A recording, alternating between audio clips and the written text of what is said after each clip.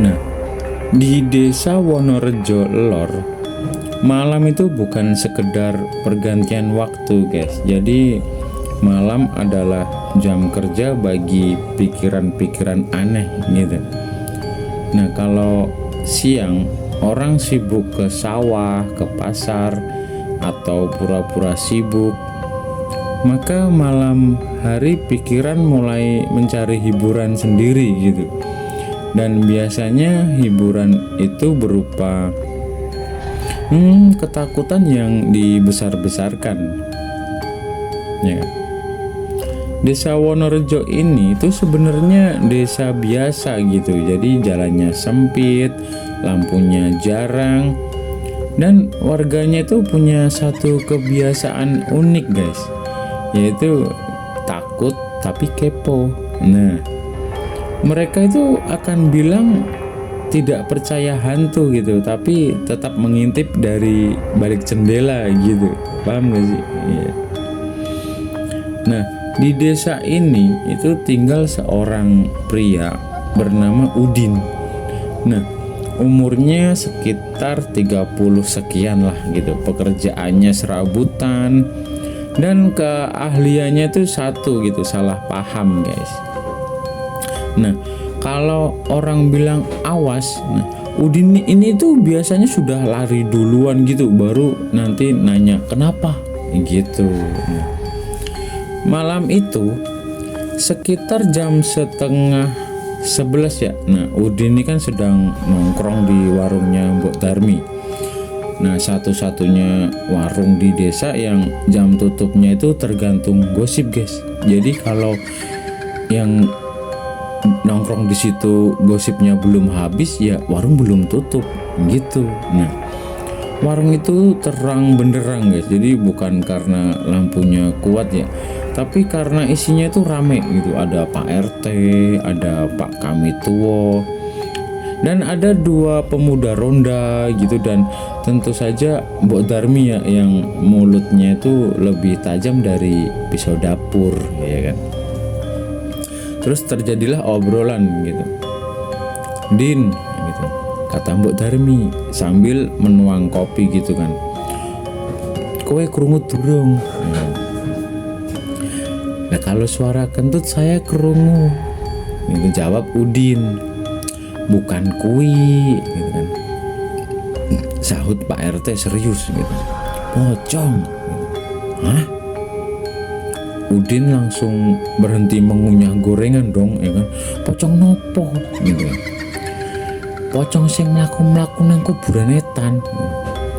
Udin lalu menelan ludah gitu guys. Oh, itu ya wajar. Semua langsung menolak. Wajar piye toh? Nah, tanya Pak Kamituwo. Ya masa pocong kerjanya di kantor? Jawab Udin polos guys ya kan. Nah, hening 2 detik gitu kan ya. Lalu warung meledak tawa gitu gara-gara celetukan jawaban si Udin tadi gitu. Nah, sejak seminggu terakhir desa Wonorejo Lor ini tuh memang sedang heboh guys gitu.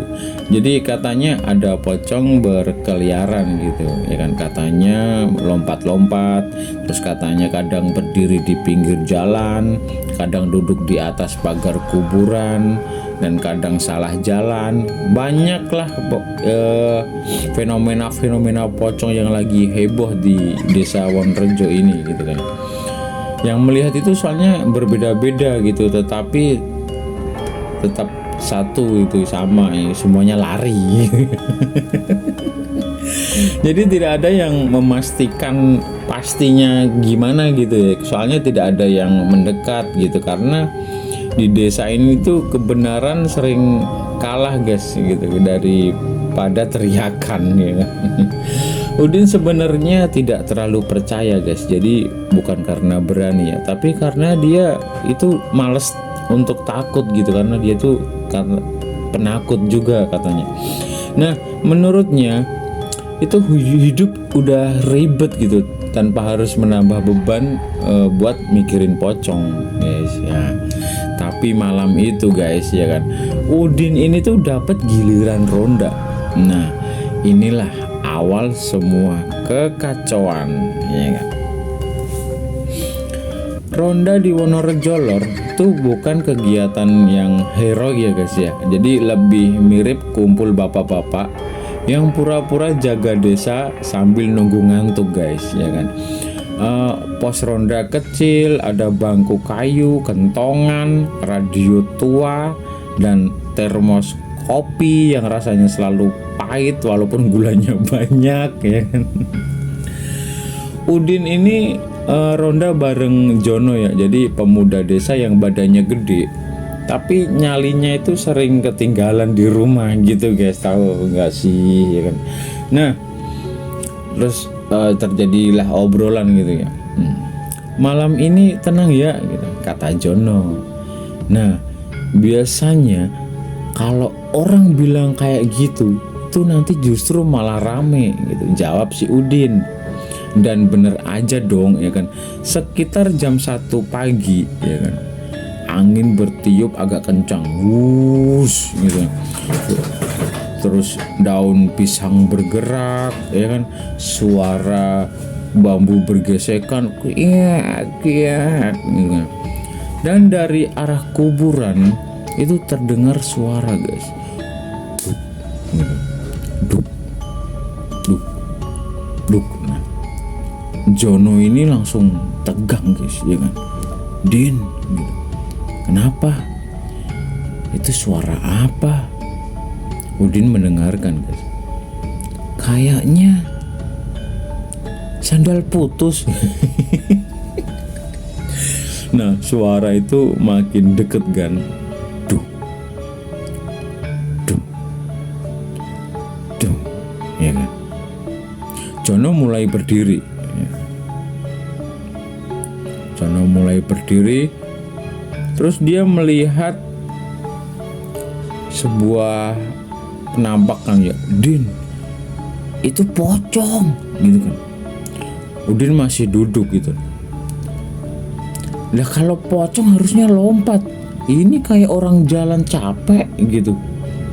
Nah tiba-tiba di bawah lampu jalan yang redup itu muncul sosok putih guys. Dia diam, tegak, dan benar-benar seperti pocong guys. Nah kecuali satu hal, kepalanya miring guys. Nah Jono ini langsung teriak gitu, pocong gitu ya, terus dan lari gitu seperti biasa. Nah si Udin ini refleks ikut lari guys, tapi dia itu malah ke arah yang salah gitu, harusnya ke kiri malah dia ke kanan, jadi dia malah mendekati sosok itu gitu. Nah, begitu jarak mereka dekat, nah Udin tuh berhenti. Oh, gitu. Sosok itu kan menoleh guys. Set. Langsung dia gini, Mas, numpang nanya gitu. Katanya pelan. Hah? Gitu. Udin bengong kan. Lah pocong kok bisa ngomong? Nah, sosok itu kan langsung menghela napas gitu. Syah, Mas, aku iki selamat. Oh gitu, kata Udin lagi gitu. Maaf ya, wajahnya misleading soalnya. Ternyata sosok itu bukan pocong guys. Jadi tapi orang gila desa sebelah yang pakai kain kafan bekas buat ngangetin badan gitu guys, biar anget, soalnya kan hawanya dingin jam 1 malam gitu. Lah terus kabar pocong itu? Nah Selamat ini nggak tahu, dia menggaruk-garuk kepala gitu. Ya aku juga krungu mas, aku malah takut gitu. Desa iki luar biasa. Terus kan dari arah barat ya, pocong asli itu akhirnya datang guys, kayaknya gitu. Soalnya apa ya, masalahnya malam berikutnya ini yang datang bukan Selamat. Nah desa makin tegang. Dan kentongan ini tuh sering dibunyikan tanpa sebab gitu guys. Jadi kayak ayam tetangga mati satu, langsung dibilang ulah pocong. Nah padahal jelas dimakan garangan gitu ya kan. Sampai suatu malam, nah saat Udin pulang guys dari warung, ia melihat sesuatu di tengah jalan guys. Jadi dia putih, diam, berdiri kaku. Nah, Udin ini berhenti guys. Wah, kalau ini selamat lagi, aku traktir ngopi. Nah gitu gumamnya, ya kan. Sosok itu tidak bergerak guys, ya kan. Udin mendekat pelan, dan saat jarak tinggal 2 meter, nah, sosok itu meloncat. Udin teriak dong, lah tenan niki guys. Nah, pocong itu lompat 1 kali lalu berhenti, kayak seperti kehabisan tenaga gitu, capek gitu. Mungkin pocongnya habis estafet kali ya. Nah, Udin yang udah pasrah dengan hidup berkata, jadi gini, Mbak atau Mas, kalau mau nakut-nakutin jangan setengah-setengah. Nah, pocong itu menoleh guys, seret. Mas, aku capek. Lah, pocong kok capek? Aku dari sore lompat-lompat loh Mas, orang-orang lari semua. Wah, aku malah tambah kesel sengoyak. Lalu Udin duduk di pinggir jalan kan ya.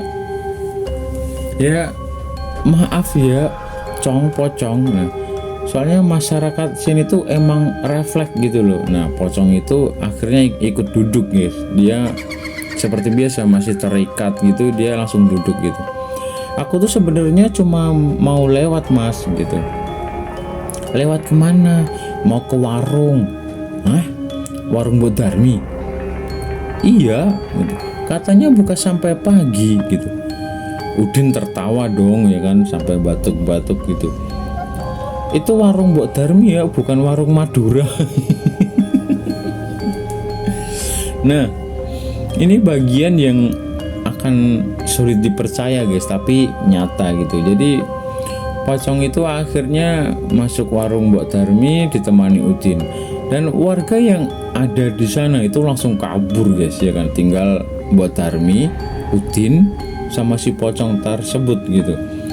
Nah, Mbok Darmi ini menatap pocong itu dari ujung kepala sampai kaki gitu, diliatinya gitu kan. Terus ngomong, loh kok ora tuku-tuku? Nah, lah aku mau pesen gitu, jawab pocongnya. Opo? Kopi. Nah, Mbok Darmi langsung menyilangkan tangan gitu. Bayar? Dia tanya, bayar apa enggak gitu. Langsung pocong ini kan terdiam gitu kan ya. Langsung si Udin ini nyeletuk, lah Bu, dia kan belum digaji gitu. Mbok Darmi langsung tepok jidat guys. Aduh gitu. Ngono ya ngono, ya minum ya minum lah. Si pocong ini tuh akhirnya dibikinin kopi ya sama Bu Darmi. Terus dia apa, kayak kesusahan gitu buat minumnya gitu, panas gitu, katanya. Iyalah, jawab Bu Darmi. Lah kopi ora tau adem nek durung diombe. Nah, Udin ngakak dong. Nah, ternyata pocong itu bukan hantu yang jahat guys. Jadi ia pocong yang salah kuburan. Nah, dia dikubur terburu-buru dan talinya itu kekencangan gitu. Jadi arwahnya nyasar guys. Nah, dia bilang, aku cuma pengen tenang Bu, ini gitu. Langsung Udin mengangguk gitu. Oke, Cong, kita carikan solusi ya. Akhir yang aneh tapi damai guys. Jadi besoknya desa geger bukan karena si pocong ya, tapi karena pocong ini tuh ikut kerja bakti gitu ya kan. Talinya dilepas, dikuburkan ulang dengan benar, dan warga minta maaf gitu. Jadi sejak itu udah tidak ada lagi penampakan. Nah, jadi penampakannya itu karena pocong itu ikatannya belum dilepas gitu guys. Jadi dia belum tenang kalau dianya belum dilepas gitu. Nah, tapi setiap malam kalau warung Mbok Darmi sepi, Udin suka bercanda nih, Bu, pocongnya libur ya? Dan Mbok Darmi pun menjawab, libur. Nah, tapi hutang kopinya belum lunas. Asem tenan kan. Nah, dan begitulah desa Wonorejo Lor, desanya yang horor tapi sering lucu karena manusianya sendiri, guys. Nah, jadi buat para pendengar yang masih terjaga atau mau tidur, sekian cerita saya tentang si Udin dan desa Wonorejonya. Selamat malam, selamat tidur, dan selamat bermimpi indah. Assalamualaikum warahmatullahi wabarakatuh.